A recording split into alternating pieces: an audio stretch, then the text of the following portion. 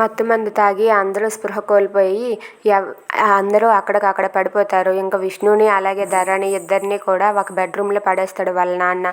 ఇక విష్ణు ధర అలా పడుకొని ఉండగా తెల్లవారుజాము అవుతుంది. ఇక ధరకైతే మెలకువ వచ్చి ఏంటి నాకంతా గమ్మత్తుగా ఉంది అని లేచి చూసేసరికి పక్కన విష్ణు ఉంటాడు. అది చూసి ధర అయితే ఎస్, నైట్ మేము వేసిన ప్లాన్ సక్సెస్ అయిందన్నమాట.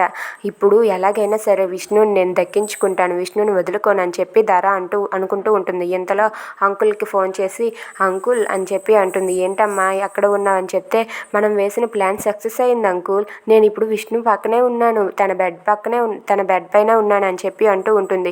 అది విని వెరీ గుడ్ అమ్మా, ఇప్పుడు మనం అనుకున్నది చేయవచ్చు అని చెప్పి అంటూ ఉంటాడు. ఇంతలో పక్కన ఉన్న అజయ్కి అయితే మెలకువ వస్తుంది. మెలకువ రాగానే ఏంటి అంకుల్ ఏమైంది, ఎందుకు ఇక్కడ ఉన్నామని చెప్పి అంటే రాత్రి అందరూ మొత్తం మంది తాగి పడుకుండిపోయారు, ఇప్పుడు విష్ణు వాళ్ళు ఎక్కడ ఉన్నారు పదండి చూద్దామని చెప్పి అజయ్ అలాగే అతనైతే అంటూ ఉంటారు. ఇక విష్ణు వాళ్ళ రూమ్కి వెళ్ళేసరికి విష్ణు పక్కన ధర అయితే కూర్చొని ఏడుస్తూ ఉంటుంది.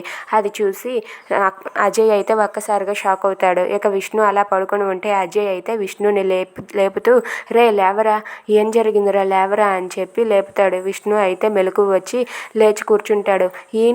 ఇక్కడ ఏంటి ఇంతమంది ఉన్నారు, అసలు ఏం జరిగింది అని చెప్పి విష్ణు అడుగుతూ ఉంటాడు. ఆ మాటలకు ధర అయితే ఏడుస్తూ ఉంటుంది. ఏం జరగడం ఏంట్రా, నువ్వే చెప్పాలి ఏం జరిగిందో అని చెప్పి అజయ్ అంటూ ఉంటాడు. ఇక ధరని అడిగితే ధర ఇలా అంటూ ఉంటుంది. ఆడపిల్ల జీవితంలో ఏం జరగకూడదో అదే జరిగింది. పెళ్ళి కాకముందే విష్ణు నాకు దగ్గర అయ్యాడు. అది జరగడం వల్ల ఇప్పుడు నా పరువు పోయింది.